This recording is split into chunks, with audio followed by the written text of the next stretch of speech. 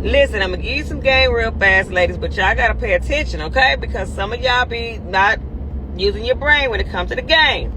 I used to be a successful ex-stripper from Blue Flame.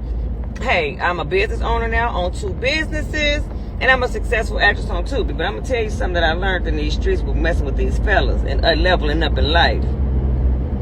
A man loves a woman he can invest in better than that he can trick on. Woo!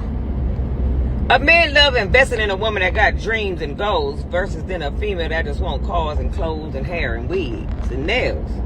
A man loves hearing you say, I need inventory. I need inventory. Boy, what you mean? I need booth rent. What you mean? I need flyers. I need business cards. Baby, take it there. Next time a man say, what you want? Say, here's my business proposal. Watch him smiling you and asking, how much? Get that